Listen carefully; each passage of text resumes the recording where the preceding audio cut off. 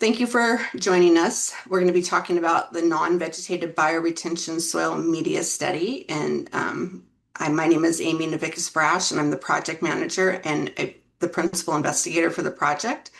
And I will be presenting along with Michaela Lindgren, who is a stormwater engineering technician at Evergreen and also the field lead. Quick overview of what we're going to talk about. I'm going to first introduce the study team. Then I'll go over the project goal and background. Actually, Michaela will be doing that, and the project timeline and study design, including going through some good information about construction and providing an overview of the monitoring equipment and data that we're collecting as part of the study. Then I'll take over and go over some of the results that we have so far, and then spend some time talking about the unique Eastern Washington climate conditions that impact our monitoring. And then we'll talk about next steps and lessons learned. So quick introduction to the study team. The lead contractor and lead entity for the project is the City of Spokane. And the partners on the project are Spokane County and the City of Spokane Valley. This is an effectiveness study, Eastern Washington. Up until this permit cycle, they had been doing effectiveness studies separate from SAM. Now, a lot of them have joined over to SAM. This is still part of the last permit cycle to meet those monitoring and assessment requirements for effectiveness studies. And so the three of them teamed to do that project. The consultant team, Evergreen Stormwater, is the prime consultant, and we have sub-consultant Curtis Hinman and Associates also supporting the project. Part of the work that we're doing is funded by an ecology water quality grant. So there's another part to the project that's separate. And then the project location is on the campus of Gonzaga University. So we have a unique partnership with the university and have students that are actively involved every year supporting the project. Our technical advisory committee, we have a smaller committee which consists of a lot of the folks I mentioned already, as well as Doug Howie and David Batts. And then we have an uninvited teaming partner, which is the Marmot, who lives on the site. And I'm sure that the Marmot would say we are an uninvited teaming partner as well. We've had interesting challenges with the Marmot and had a great lesson learned a few years back on the project where we knew they were there, but they weren't bothering us. So we left them be, and they were climbing into some of our monitoring equipment and got stuck and ended up ripping out a weir. And so we had to marmot proof the site. So we now seem to coexist and better. So a little bit about the project background. Like I said, this project is located on Gonzaga University's campus. Since the project first started, the projects at this site, back in 2013, we've had 39 different students participating in the project. They are senior civil engineering students, and they're working on the project to meet their senior design requirements as part of their degree. And so there is some things we kind of add to the project for their work to help meet ABET accreditation requirements, which are the accreditation requirements for an engineering program. So they've been actively involved in the project. We've had teams go present at MuniCon as well as StormCon, and a couple of papers published earlier in the project history. There have been 3 different studies that have happened at the site or will have happened at the site. Starting back in 2013 to 2021, we did a bioretention soil media thickness study. We were evaluating the 18-inch required depth of bioretention soils compared to the 12-inch depth to see if it would meet, if there was a statistically significant difference in treatment. We didn't find that there was, that the 12-inch seemed to work as well as the 18-inch. So in the fall of 2013, that's what the site looked like. And it was actually a bioinfiltration site that we modified and put bioretention cells into. In the fall of 2014, construction started for the first research study, and the students were actively involved in helping locate where we were going to put the test site, as well as coming up with the original design for the 2013 study. And then that study was looking at vegetated soils. So we had grass-lined swales at the site at that time. We started a new study in the fall of 23. It's a non-vegetated bioretention soil media study where we're looking at two different types of media, and Michaela will tell you a little more about that. And that was constructed in the fall of 24. And now that's on the far bottom right is what the site currently looks like. It's rock lined instead of vegetation at the site. When we finish this study in collecting data in 2026, we'll be switching over to a different study at the same site to evaluate the bioretention soil media treatment, considering variable season conditions as well as winter maintenance practices, specifically on the contributing basin area that might be occurring and how it could affect treatment. Okay, I will let Michaela take over. Excellent. Our project goal was to evaluate whether non-vegetated bioretention meets those TAPE requirements for performance goals. A big driver for this project was the lack of irrigation need for those non-vegetated swales, especially in Eastern Washington, where we do have very hot, dry summers. The two cells in our system, the one on the left here in front of us is a high performance biosoil media, which is an 18-inch primary layer on top of a 12-inch polishing layer that makes up the high performance biosoil media. And then on the right, we have a 60-40 biosoil media 18-inch mixture that is a mixture of 60% compost, 60% sand and 40% compost.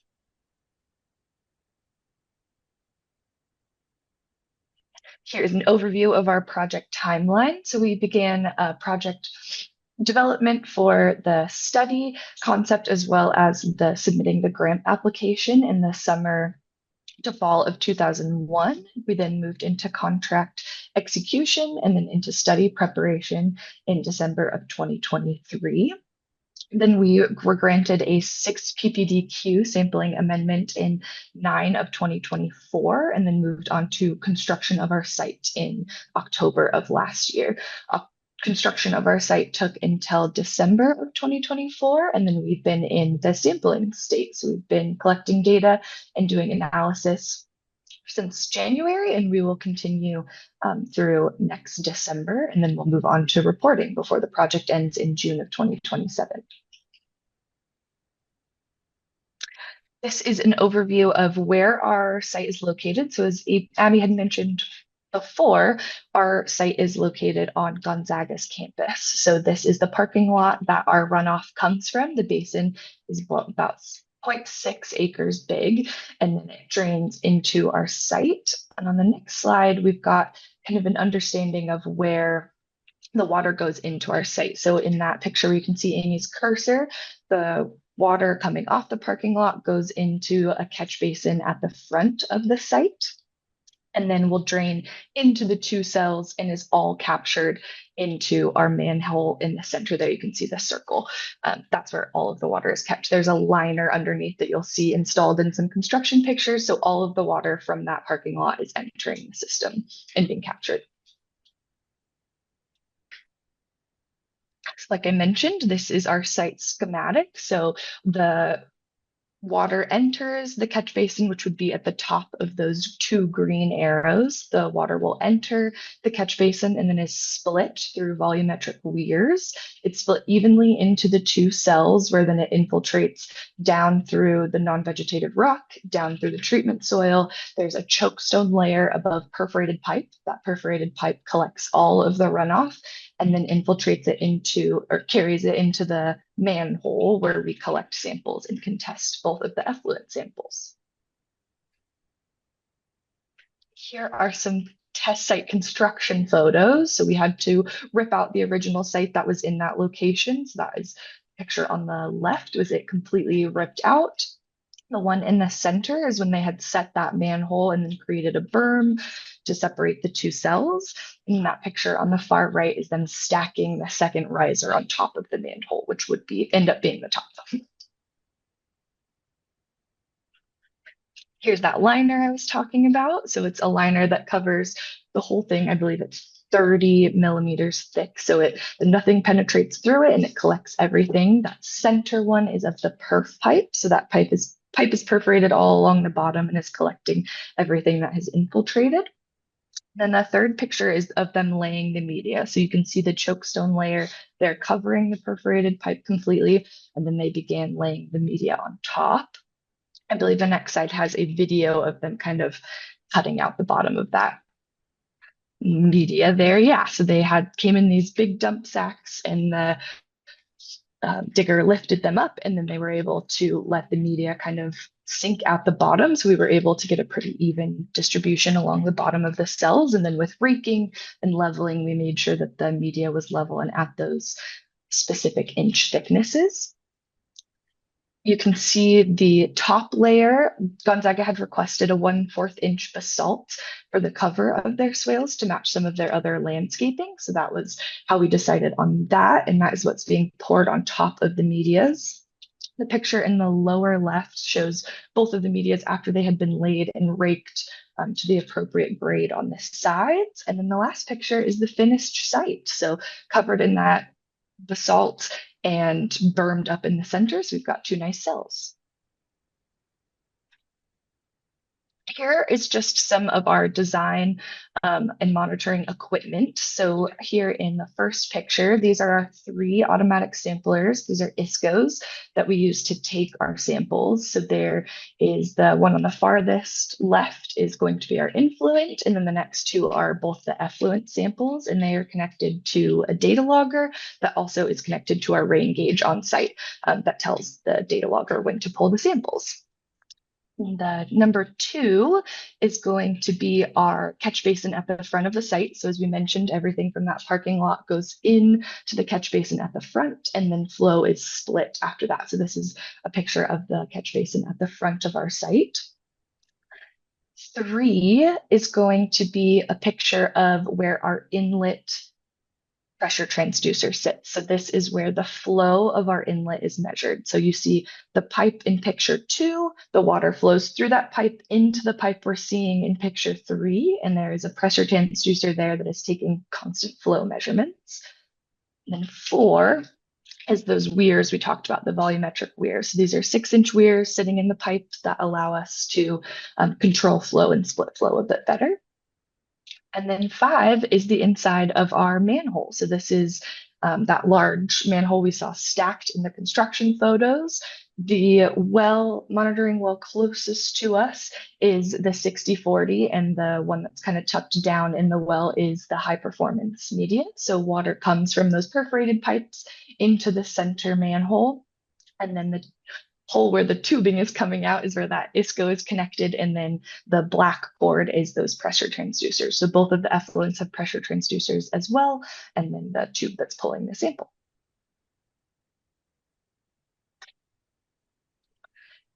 So over our study time, we're hoping to target 15 storms that are qualifying, and we take composite samples. So these jars down below, they kind of look like big pickle jars. These are what are sitting in the bottom of the ISCOs and collect our composite samples before they're split up and processed and delivered to the lab. On the right of our screen, we have the required parameters listed as well as the screening parameters listed for tape that we have been testing. And Aimee is going to talk about the results for the parameters here in red. Thank you. One thing I just want to add on this one is this is kind of my first experience with the high performance media, and I was surprised when we got the first sample that it is clear as water when it comes out in the effluent. That surprised me because I was used to the 6040, which has a tea color to it. So a little bit about data collection, and Michaela touched on tape a little bit. So if you're not familiar with it, it stands for Technology Assessment Protocol Ecology. And what it does is it defines standards for evaluating BMP treatment performance. And it defines things like what is a qualifying storm, which defines the duration of the storm, the depth of the storm, when a storm starts, when a storm ends, for example, the number of samples we have to collect. So the 15 samples that we're targeting are a requirement of tape. And then there's a treatment performance criteria that's defined for total suspended solids, dissolved copper and zinc, and total phosphorus. They also have oils, but we're not testing oils on this particular study. So we're following that guidance as we're going through the project as well. And we'll be evaluating the treatment performance of the two cells against the tape requirements without vegetation. So I'm going to walk you through the results that we've gotten back so far on the testing that we've done. And let me tell you a little bit about what you're looking at. On each of the next couple slides, we've got box plots of the influent and effluent concentrations. And then the concentration that's shown here is the median concentration for each of the different influent and effluents listed. So we've been getting a median concentration of TSS in our influent of about 93 milligrams per liter, and it's ranged all the way up from about 130 all the way down to about 30 milligrams per liter. With the effluent concentration for the high performance, that'll always be in orange at 4.6 milligrams per liter, and the 60/40 at 11.8 milligrams per liter. So just looking at the average removal efficiency for the 5 samples we've collected so far, we've had 91% reduction of TSS with the high performance BSM, the HPBSM, which does meet the tape criteria. And the 60/40 has been at 82%, also meeting the tape criteria. And the tape treatment criteria for TSS is 80% reduction if it's the concentration of the influent is greater than 100 milligrams per liter. If it's less than 100 milligrams per liter, the treatment criteria is that the effluent needs to be less than 20 milligrams per liter. And we've consistently hit that with both medias. So for total phosphorus, so we've seen really great results with the high performance media, having an average reduction of 87%, which is meeting the tape performance criteria of 50% reduction. For the 60/40, that leaches total phosphorus. So we're seeing an increase in over 200% on average of phosphorus coming out of the effluent from the site. This isn't a surprise. It's consistent with other research that's been done on the 60/40 media. For dissolved zinc, our median influent concentration is 0.041 milligrams per liter. And we've had quite a consistent reduction with the high performance media and kind of a range with the 60/40 media. So the high performance media has met the tape criteria of 60% reduction of zinc consistently with an average reduction of 92%. And the 60/40 has been at 49%, so we're just short of that 60%. This is something that is different than results that have been seen in Western Washington. And this is the second time we've done a bioretention study using the 60/40 media, and we've seen this both times. And my hypothesis is it's relating to winter maintenance practices in the parking lot that I think are affecting our results. And we'll talk a little bit more about that in a second. So I'm going to look at a couple questions that we have here from Charles. Does the high performance media have the polishing layer or is it the primary layer? It has both. So we have the 18 inches of the primary layer and then the 12 inches of the polishing layer right below that. And Michaela answered that. Thank you, Michaela. Okay, so for the dissolved copper, so for the dissolved copper at the site, the high performance media, we've seen a consistent reduction of 81%, meeting the tape criteria of 30% reduction. With the 60/40, we see leaching copper, about 53% leaching, so it's not meeting the tape criteria. This is consistent with other studies that have been done that show that the bioretention, the 60/40 media is leaching copper. But they have done studies on these results, and the 60/40 media actually increases the hardness of the effluent concentration, which reduces the toxicity of copper. So there is still a benefit with using the bioretention for that, getting that reduction of toxicity of copper. For 6-ppdq, we've had 7 samples that we were able to collect. Coming off the parking lot, we have a concentration of 92.8 coming into the bioretention cells, and it's ranged from about 225 all the way down to about 45 from what we've seen coming in. And both media have consistently reduced concentrations by 98 and 97%. So statistically, this is probably insignificant difference in the two studies. Okay, I want to talk a little bit about the unique Eastern Washington monitoring conditions, starting with our rainfall characteristics and how this influences um, trying to meet the tape requirements. So in Eastern Washington, rainfall patterns are characterized by two different storms. One is the short duration storm, and this is typically about a 3-hour storm duration, and they're very common in the kind of later spring to early fall time period. And they're characterized as just a high intensity storm event over that short duration of time.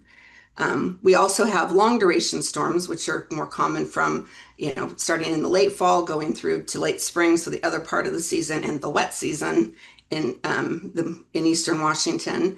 And those are characterized as a 72-hour storm, and it typically has what's called an antecedent precipitation event. So it's going to rain a little bit, and it's usually enough to fill the abstractions and but not generate a lot of runoff. And then there's typically a dry period, and then you have this second storm that is more characteristic of the type 1A storm. And so when we're doing design projects in Eastern Washington, we typically use the type 1A storm to represent this long duration storm since we're not getting much runoff from the first event. And this storm is typically occurring over about a 24-hour time period. So what's the problem? So for tape, it defines things like the minimum storm depth, which is 0.15 inches. The storm needs to be at least 1 hour. And then tape also defines the amount of precipitation required for the storm event to start, when we define the start of the storm, and when we define the storm ending, that minimum precipitation that will occur. So once you've had 0.04 inches of rainfall in a 6-hour period, the storm starts. And then when you've had less than 0.4 in 6 hours, the storm ends. So that's your beginning and end to your storm. So the problem that we have in Eastern Washington, this is from NOAA, and we use this to look at the weather forecast and figure out when we should go out and collect or set up to collect rainfall events. And so what this is showing is it's showing that typical storm event that I just showed on the last slide, that long duration event. We've got this antecedent precipitation occurring, and then this dry period, and then we kick off with another storm. So just the first part of the storm, they're forecasting here 0.1 inches. And there's only about a 50% chance that that would occur here. So if we were to kick on the samplers here, we're not quite getting enough of a sample to meet tape. And then what happens is 12 hours elapses. So we have enough for it to kick off and enough for another storm to start up again in this period. However, we've already lost some of that runoff from the first one. We didn't get to sample, which is typically carrying the higher concentration of pollutants. So we end up with a lower concentration of pollutants. And sometimes the second storm is usually a bigger storm characteristically, but it can also be, sometimes we need the two storms in order to hit our minimum requirements for that. So this gets a little bit tricky when we're trying to pick our storm events and figure out how much we're going to sample for and get set up for sampling. So this is the next step. Is I've already started talking with ecology about this and beginning to consider, can we consider this just one storm with the antecedent precipitation and the second storm and not have this criteria in the middle that's shutting the storm off and starting a new storm instead? So I've already started talking with them about that, and that's, we're going to be seeing if we can move that a little bit. So the second unique condition is rain on snow conditions. So looking at the graph on the right and just focusing on Spokane, because that's where the test site is at, the average annual precipitation is 17 inches. 48 inches is snowfall. And so if you're thinking about how do I convert snow to rain, it's about for every, you divide by 10 for every inch of snow, you divide that by 10 to get year factor. So it makes up about a third of the precipitation that we get in the Spokane area. The graph below shows total precipitation with each bar by month on average, with the light blue being precipitation in the form of rain and the dark blue being precipitation in the form of snow. So the wet months are the months that we're seeing a lot of that snow and having to figure out, are we going to collect data during these snow events? There's some benefits to doing that. One is it's known that piles of snow in a parking lot and on a pollutant generating impervious surface have high concentrations of pollutants. So it's great to be able to capture that and when you're evaluating your treatment BMP. There are some challenges though. One of which is when you collect samples, you want to try to do your collection when the influent temperature is greater than 2 degrees Celsius. And the reason for that is because if it's getting colder, you can start pulling ice through the system and that could damage your samplers. The problem is if it's raining and I have piles of snow and ice is mixing with the rain, it doesn't take much to drop below that 2 degrees, but be above freezing. So that's a little bit tricky when you're trying to monitor. We have been able to collect data between those temperatures. We have our data logger at our site programmed right now to only collect data if it's greater than 2 degrees. But during those conditions, it can fluctuate too, just above and just under. So it'll shut off your sampling during those times. So we have overridden it down to 1 degree to get it to pull samples during that. It does make it difficult to predict the threshold for collecting aliquots, and I'm going to explain that a little bit more. And we also have an additional variable in the wintertime, which is winter road maintenance practices. So I'm going to talk a little bit more about those two items. So another part of tape requirements is we're supposed to collect flow weighted samples, which means that over the duration of the storm, so this is a runoff hydrograph showing my flow and time, we're supposed to collect samples over 75% of the hydrograph. And we want to try to get greater than 10 aliquots. So what 10 aliquots is it's a small sample. So what we do is we look at the forecasted weather, we look at our basin area, and based on what's forecasted and the area, we calculate what we think the total volume of runoff is going to be coming into the pond. And then we try to collect way more than 10 aliquots or 10 samples, but then we set it up to actually collect as much as the sampler can hold, the jar sample that we showed before, and program it to tell it when to pull those samples based on what's predicted. So the challenge that we get is shown on the right on a storm we had in February is a good example. This is the influent volume of flow coming into the ponds, and the dark blue is what we measured during this rain on snow event that occurred. And the light blue is what, if we just had the rain there based on past history at the site, it would have been about 20% less. So we've got this increased volume coming in. So it makes it a little bit harder because we're not really sure what that volume is going to be coming off the parking lot, because it just depends on how much has been piled up and where it's piled in the parking lot itself. So that creates a little bit of a challenge with trying to accurately get 75% of the hydrograph and get all of the aliquots that we need.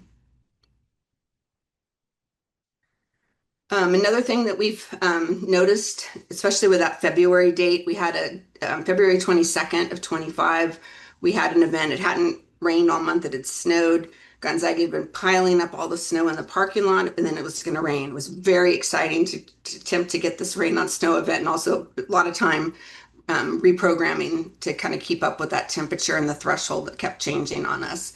So during that event, the hardness concentration was 2,700 milligrams per liter, where the average of all the other events except this particular event is about 27.6 milligrams per liter. So during that month, we talked to Gonzaga and they applied de-icer in the parking lot 6 times. So they're using a magnesium chloride in the parking lot. And if it's on the contributing basin area, it comes right into the pond. So that is one thing that was very different about the study. Also, some things that we noticed related to pH. The pH coming in averages about 7. The high performance media has on average a slightly higher pH at 7.4, and the 60/40's got a slightly lower one. It's about 6.7. It's a little skewed with this particular event on the 22nd. On the 22nd, the pH clocked in at 5.83, so it was much lower coming through that media.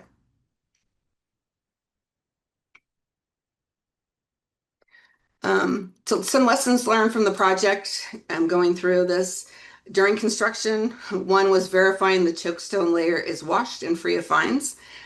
So just a little bit about why we're using a chokestone layer. So between the bioretention media and the pipe bedding and under drain, you're supposed to use either a permeable liner or some type of a chokestone layer to create a separation so that the media doesn't go through the pipe bedding, which is typically a larger rock. I prefer chokestone because the permeable liner can clog. So when the site was getting constructed, we had ordered washed chokestone, which is the pea gravel layer. It was supposed to be free of fines. We got to the site with the truck. They dumped the first load, and all of us could see that it had fines in it, and they had to remove it and then go back and get a new set to install at the site. So verifying that what you ordered is what you're getting with that one, because otherwise you would just have fines coming out into the effluent, just being washed out of that chokestone layer. Regarding the media, the high performance bioretention media is much more expensive compared to the 60/40. In fact, it was 10 times more. So that was interesting at the site. At the time of construction, which was almost a year ago, there was only one supplier in the state. I'm sure that will change as more jurisdictions are using the media. So we had to factor in shipping costs and demand because there's only one supplier. It was difficult to even get them to put the order through and get it paid for so we could get the material here itself. Another thing is the initial infiltration rate on the high performance media was very high. So when you're designing a bioretention cell, the ecology stormwater manuals talk about the initial infiltration rate being 12 inches per hour, and then you use a reduced rate to account for just clogging over time that's going to occur at the site when you do your design. So you're using closer to like 3 inches per hour in your design. Um, well, at our site, we had a high intensity event right after we got construction done. And we had a pretty big problem because the infiltration rate was well over 35 inches per hour coming in from that pond. And all of our effluent goes into this manhole, and we have a pump in the manhole. And it then only can get like, I think, 6 inches high, which is much lower than where we're collecting samples, and then it pumps it out and discharges it to another dry well that's located nearby. The original pump that we had was not designed for 35 inches per hour to come in, so we ended up having to replace the pump. This is probably a very uncommon problem for most people. You're probably not going to be pumping in locations like this, but it was an interesting situation for us. And for about a week, we had a rainy week when we were trying to get the pump ordered and waiting for it to arrive, where Michaela was going out a couple of times a day to pump it out. And then my husband and I were going in the middle of the night to pump out the manhole so we didn't have the media sitting saturated, which we were afraid it could influence the study. Another lessons learned with the 6 ppd samples. Few labs are accredited to do this testing. So you've got to ship it to the lab. We're shipping it to the Mansfield lab, which I think was the first lab to be accredited for it. So you've got to factor in the shipping cost and packaging up. And then there's shipping delays. So yes, FedEx will guarantee an overnight delivery, and Michaela gets it to FedEx before it needs to go out, so it hits that deadline. Um, but what we didn't know is the Manchester laboratory is located in what FedEx considers to be a rural location, and while they guarantee this time frame in the rural locations, they don't. And so we shipped on a Thursday, and it didn't arrive till Monday. And by the time it got there, all the ice packs that we had in had melted, so it was warmer than it needed to be. So that was a very big surprise to learn that that was a rural location. So you can keep 6-ppd cold, like in a cooler or refrigerator, for up to 2 weeks. So lesson learned for us is never ship on a Thursday. So always ship when you have a couple of business days before that. And then also the wait time for the results is much longer than the other parameters. It takes anywhere from 6 to 8 weeks once you've submitted it before you get results back from the lab. Another one related to this concrete edging. So we did not have this on the plans or in the budget. But Gonzaga, being a teaming partner, said, hey, this is going to be a pain for us to mow. We've got grass all around it, and then you've got this rock edging there. So they requested that this concrete edging be put in to make it easier for them to maintain and mow the grass area. And actually, once it was installed, I thought it looked fantastic and kind of polished off the site nicely. So some next steps for the study. We're going to continue sampling to December of 26, as Michaela mentioned, and our final report will be completed in June of 27. And we've only gotten 5 of the 15 samples. We still have, well, we've only done half a wet season. We still have a wet season and a half to go before we're done. Um, Part of our results are going to include recommendations for maintaining non-vegetated BMPs, which present different unique challenges. And so some examples on the far left, we had just finished construction. I think it was within that first month. And then all of the leaves dropped. And I went out to the site and thought, oh, this is going to be fun to get all these leaves out of the rock at the site where normally you could mow it and it just can come out or blow it out of the site. But we have a little bit smaller of a rock that Gonzaga had a preference for. I think I would definitely recommend a little bit larger rock for the rock mulch so you could use a blower and blow some of that out. Um, that seemed like a pain until spring hit. And then we had the seeds dropping and pollen dropping in the site, and you can see the little seeds here. It's like, oh, this is going to even be even more fun at the site to deal with this and get this out of the site. And that just happens to be the trees that are adjacent to the site. And then summer hit, and we got to about mid-July, and all of a sudden we went to the site, and we have weeds popping up at the site as well, which wasn't surprising since, especially the 60-40 mix has a high organic matter content, which is there to help partially to support plant growth. And so we definitely see more weeds in the 60-40 coming up, so we've removed those. But more weeds in the 60-40 compared to the high performance media. Once we finish this study, we'll immediately start a second study at the same site, and we'll be doing some de-icer stress testing. And the goal is going to be to understand if winter weather and maintenance practices impact the treatment performance. So this is a picture from a student project that was done probably 8 years ago. We have a 1,500-gallon tank that we brought out to the site and made synthetic stormwater. And the students poured it into the parking lot, it went into the catch basin, and then infiltrated through the 2 cells for their testing. So we'll be doing something similar where we're running through synthetic stormwater during the winter, and we'll be doing 6 tests without de-icer and then 6 tests with de-icer, and then comparing the data from the 2 studies to see if, or the 2 tests to see if there's a statistically significant difference between the 2 in the treatment performance at the site. The picture on the bottom right is the tank when I had first got it, and my kids were a little bit younger. It was for my PhD research, and we had just gotten, we were cleaning it. So it gives you an idea of how big this particular tank is. I think my daughter was 12 at the time, and then my boys, Sam and Will, are in there too. So it's a pretty large tank. Future studies, one would be looking at non-vegetated, the high performance bioretention soil media, just the polishing layer. So last year's student team did some column testing that was separate from this field study to compare the treatment performance and ended up testing the polishing layer.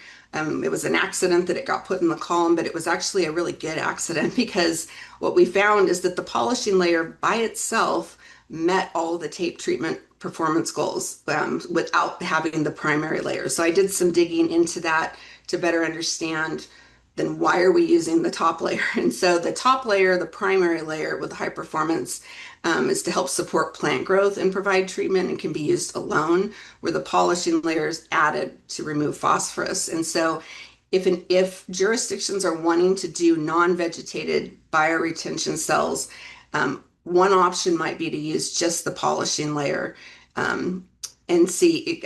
I think that one, for our initial results, was working to meet all of the treatment goals. It would also significantly reduce the cost. As I mentioned, the high performance media is 10 times more so than the 60-40. So having another option to cut that cost down would be great if a jurisdiction isn't concerned about plant growth. And we are definitely seeing less weeds this first year in that cell growing compared to the other cell. And that is it. Are there any questions? Uh, yes, Sean Kelly, Port of Longview, Washington. I did have one question. Sure. Um, you mentioned that it didn't do so well, at least the BSM, on removing zinc. Hmm. We've actually had pretty good, well, very good luck with that here, but you also had a reason why, and I didn't quite catch why you thought that might have been the case there. My hypothesis is that it relates to winter maintenance practices here. Um, Oh, okay. and so I don't have enough data to go through that. And the previous study that we did at the site was not focused on that. So, but I mean, the variable that's different is the amount of de-icer used. And so um, that's my hypothesis is that we've got these other cations that are coming in, competing for sorption sites and potentially bumping off the zinc. And that may be why we're seeing less reduction because I am aware that is not the same as Western Washington. But again, this is the second study we've done at the site and we've seen these results both times. Okay, thanks. Very helpful. Yeah.